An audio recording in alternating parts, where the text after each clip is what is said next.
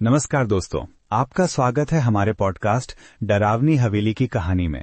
मेरा नाम अभिनव है और आज हम आपको एक ऐसी कहानी सुनाने वाले हैं जो आपके रोंगटे खड़े कर देगी। हाँ, नमस्कार दोस्तों, मैं हूँ पूजा और जैसा कि अभिनव ने कहा, आज हम आपको एक पुरानी हवेली और उसके अंदर छिपे रहस्यों के बारे में बताएंगे। क्या आप भी मानते हैं कि पुरानी इमारतों में कभी कभी अतीत की छाया बनी रहती है? बिल्कुल सही कहा पूजा। कभी कभी इन पुरानी इमारतों के दीवारों में कुछ ऐसी कहानियां छिपी होती हैं जो वक्त के साथ भी मिटती नहीं। आज हम जिस हवेली की कहानी सुनाने जा रहे हैं वह एक ऐसी ही हवेली है जिसमें राजा महाराजाओं के वंशज रहते थे। अभिनव, मुझे ये हवेली की कहानी कुछ डरावनी लग रही है। क्या आप मुझे और हमारे श्रोताओं को इस हवेली के बारे में थोड़ा विस्तार से बता सकते हैं? हाँ बिल्कुल। ये हवेली बहुत पुरानी है और कई सालों से वीरान पड़ी थी क्योंकि राज परिवार के वारिस विदेश चले गए थे। हवेली की हालत जर्जर हो चुकी थी और उसे मरम्मत की आवश्यकता थी। सरकार की ओर से नोटिस भी जारी किया गया था कि संपत्ति के मालिकों को अपनी हवेली की देखभाल करनी चाहिए। और फिर क्या हुआ? क्या कोई उस हवेली में वापस आया? हाँ, कुछ समय बाद राज परिवार के एक वारिस के रूप में उर्मिला नामक एक महिला अपने 8 साल के बेटे के साथ वहां पहुंची। उर्मिला उन राजाओं के नाती की लड़की थी। उसके पति की कार दुर्घटना में मृत्यु हो गई थी और वहां विधवा थी। अकेली महिला और एक छोटा बच्चा, वो भी इतनी बड़ी और पुरानी हवेली में। ये तो किसी हॉरर फिल्म की शुरुआत जैसा लग रहा है। उर्मिला ने वहां जाकर क्या किया? उर्मिला ने हवेली की साफ सफाई के लिए कई मजदूरों को बुलाया क्योंकि हवेली बहुत बड़ी थी। उसे नहीं पता था कि इस हवेली के कोने कोने में कितने खूनी रहस्य छिपे हुए हैं। और जैसे ही उर्मिला वहां पहुंची, हवेली का माहौल बदलने लगा। ऐसा लग रहा था जैसे कोई वर्षों से इस हवेली के वारिस का इंतजार कर रहा हो। अभिनव, आपने खूनी रहस्य और इंतजार शब्दों का इस्तेमाल किया। क्या वहां पर कुछ अलौकिक घटना हुई? हाँ पूजा, पहली ही रात एक अजीब घटना घटी। उर्मिला अपने कमरे में अपने बच्चे के साथ सो रही थी जब अचानक उसकी खिड़की से एक पक्षी टकराकर मर गया। एक पक्षी खिड़की से टकराकर मर गया? क्या ये कोई संकेत था? हाँ, ये घटना अपने आप में असामान्य थी। पक्षी के टकराते ही उर्मिला की नींद खुल गई। जब उसने लाइट जलाकर देखा तो वह डर से चीखने लगी। खिड़की में एक पक्षी फंसा हुआ था और उसके शरीर से खून की बूंदें फर्श पर गिर रही थीं। ओ माय गॉड, ये तो बहुत भयानक नजारा होगा। उर्मिला ने क्या किया? उर्मिला ने हिम्मत जुटाई और पक्षी को खिड़की से बाहर फेंक दिया, लेकिन इसके बाद उसे रात भर नींद नहीं आई। वह सुबह तक जागती रही, ये सोचती रही कि ये किसी की शरारत तो नहीं थी। और सुबह क्या हुआ? क्या उसने मजदूरों से इस बारे में पूछा? हाँ, सुबह होते ही उसने मजदूरों से पूछा कि क्या उनमें से किसी ने रात को पक्षी को खिड़की पर फेंका था। मजदूरों ने कहा कि उन्होंने ऐसा कुछ नहीं किया और न ही उन्होंने खिड़की के नीचे कोई मरा हुआ पक्षी देखा था। अजीब बात है। और फिर जब सभी चेक करने गए तो? जब वे सभी जाकर देखे तो वहां कोई पक्षी नहीं था, ना ही कोई खून की बूंद, ना ही एक पंख। उर्मिला घबरा गई कि आखिर ये सब क्या हो रहा है। ये तो वाकई डरावना है। क्या इसके बाद और भी कोई अजीब घटना हुई? हाँ पूजा, अगली घटना और भी भयावह थी। उर्मिला अपने बच्चे के साथ कमरे में टीवी देख रही थी जब अचानक हवेली की छत से एक मजदूर नीचे गिर गया। क्या? एक मजदूर छत से गिर गया? वो कैसे? उर्मिला को लोगों की आवाजें सुनाई दी। जब वह भागकर खिड़की से नीचे देखी तो एक मजदूर की लाश पड़ी हुई थी। उर्मिला तुरंत नीचे गई और उसके गिरने का कारण पूछने लगी। और लोगों ने क्या बताया?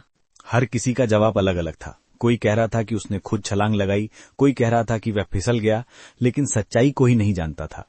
लेकिन जो मजदूर उसके साथ छत पर काम कर रहे थे, उन्होंने कहा कि उन्होंने किसी को भी धक्का नहीं दिया था और न ही वह आत्महत्या कर सकता था। ये सुनकर तो मुझे भी डर लग रहा है। क्या उर्मिला ने इसके बारे में पुलिस को सूचित किया? हाँ, पुलिस आई और जांच की, लेकिन कोई सबूत न होने के कारण उन्होंने इसे एक दुर्घटना मान लिया। लेकिन उर्मिला को ये सब कुछ शंकास्पद लग रहा था। इन घटनाओं के बाद उर्मिला ने क्या किया? क्या वो हवेली में ही रही? उसके पास कोई विकल्प नहीं था। वो अपने बेटे के साथ हवेली में ही रही, लेकिन वो बहुत सावधान हो गई थी। उसने एक स्थानीय पुजारी को बुलाया और हवेली में पूजा पाठ करवाया। और क्या पूजा पाठ से कोई फर्क पड़ा? कुछ दिनों तक सब शांत रहा, लेकिन फिर एक रात उर्मिला को अपने कमरे में किसी के कदमों की आवाज सुनाई दी। जब उसने देखा तो कमरे में कोई नहीं था। ओह, यह तो बहुत डरावना है। और फिर? अगली रात उर्मिला को हवेली के अंदर एक औरत की रोने की आवाज सुनाई दी।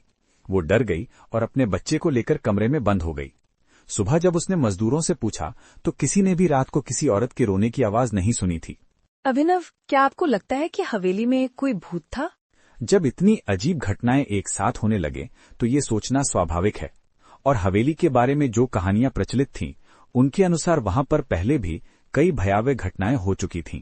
क्या उर्मिला को हवेली के पिछले मालिकों के बारे में कोई जानकारी मिली? हाँ, उसने स्थानीय लोगों से पता किया और जाना कि उसके दादा के समय में हवेली में खूनी घटना हुई थी। एक नौकरानी की रहस्यमय परिस्थितियों में मौत हो गई थी और कहा जाता था कि उसकी आत्मा अभी भी हवेली में भटकती है। ओह, तो क्या वही नौकरानी थी जिसकी रोने की आवाज उर्मिला ने सुनी? शायद, लेकिन ये सिर्फ अनुमान है। उर्मिला को और भी अजीब चीजें दिखने लगी, जैसे रात में खिड़कियां अपने आप खुलना और बंद होना, बिजली का अचानक चली जाना और कभी कभी अपने बेटे का अकेले में किसी अदृश्य व्यक्ति से बातें करना। ओह माय गॉड, बच्चे अक्सर ऐसी चीजें देख लेते हैं जो बड़े नहीं देख पाते। उर्मिला ने क्या किया? उर्मिला ने अपने बेटे से उस औरत के बारे में और जानने की कोशिश की। उसके बेटे ने बताया कि वो औरत कहती है कि उसे न्याय चाहिए, उसकी हत्या की गई थी। इस पर उर्मिला ने क्या किया? उर्मिला ने हवेली के इतिहास की गहराई से जांच करने का फैसला किया। उसने पुराने दस्तावेज खंगाले और पता लगाया कि उस नौकरानी का नाम राधा था और वो अपने राजा की प्रेमिका थी। राजा की प्रेमिका? फिर क्या हुआ? जब रानी को इस बात का पता चला तो उसने गुस्से में आकर राधा की हत्या करवा दी और उसकी लाश को हवेली के पिछवाड़े में दफना दिया गया। ये बात छिपा दी गई और सबको बताया गया कि राधा अपने गांव चली गई है। बेचारी राधा, उसके साथ बहुत अन्याय हुआ। हाँ, और शायद इसीलिए उसकी आत्मा अभी भी शांति नहीं पा सकी है और न्याय की मांग कर रही है। तो फिर उर्मिला ने क्या किया? क्या उसने राधा की आत्मा को शांति दिलाने की कोशिश की? हाँ, उर्मिला ने एक अनुभवी तांत्रिक को बुलाया जो ऐसे मामलों में विशेषज्ञ था। उसने तांत्रिक को राधा की कहानी बताई और मदद मांगी। तांत्रिक ने क्या किया? तांत्रिक ने हवेली में विधि विधान से पूजा की और राधा की आत्मा से संपर्क करने की कोशिश की। राधा की आत्मा प्रकट हुई और उसने अपनी दर्दनाक कहानी बताई। क्या राधा ने बताया कि वो क्या चाहती है? हाँ, राधा ने कहा कि उसे शांति तभी मिलेगी जब उसके अवशेषों को ढूंढकर उचित अंतिम संस्कार किया जाएगा और उसकी हत्या का सच सबके सामने आएगा। तो फिर क्या हुआ? क्या उर्मिला ने राधा के अवशेष ढूंढे? उर्मिला ने हवेली के पिछवाड़े में खुदाई करवाई और वहां से मानव अवशेष मिले।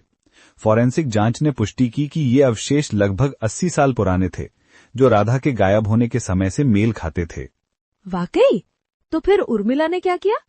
उर्मिला ने राधा के अवशेषों का पूरे सम्मान के साथ अंतिम संस्कार किया और एक पत्रिका में राधा की कहानी प्रकाशित करवाई ताकि सभी को सच्चाई पता चल सके। क्या इसके बाद भूतिया घटनाएं रुक गई? हाँ पूजा, अंतिम संस्कार और सच उजागर होने के बाद हवेली में शांति छा गई। उर्मिला और उसके बेटे को फिर कभी कोई अजीब घटना नहीं दिखी, ना ही किसी ने रोने की आवाज सुनी। ये अच्छा हुआ कि आखिरकार राधा की आत्मा को शांति मिली। पर अभिनव, क्या आप मानते हैं कि वाकई भूत होते हैं? देखिए पूजा, दुनिया में बहुत कुछ है जो हमारी समझ से परे है। हम जो देख सकते हैं वह संपूर्ण सत्य नहीं होता। कभी कभी अतीत की घटनाएं इतनी दर्दनाक होती हैं कि उनका प्रभाव आज भी महसूस किया जा सकता है। हाँ, ये सच है। राधा जैसे लोगों के साथ जो अन्याय हुआ, उसका दर्द शायद इतना गहरा था कि मौत के बाद भी उनकी आत्मा को शांति नहीं मिली। ये कहानी हमें सिखाती है कि हमें हमेशा सच्चाई और न्याय के पक्ष में खड़ा होना चाहिए। बिल्कुल सही कहा पूजा। हमें उम्मीद है कि आप सभी श्रोताओं को ये कहानी पसंद आई होगी। अगर आप भी हमें ऐसी ही रहस्यमयी और डरावनी कहानियां सुनाना चाहते हैं तो हमें कमेंट में जरूर बताएं। और हाँ, हमारे पॉडकास्ट को सब्सक्राइब करना न भूलें ताकि आप हमारे हर एपिसोड से अपडेट रहें। अगले हफ्ते हम एक और रोमांचक कहानी लेकर आपके सामने हाजिर होंगे।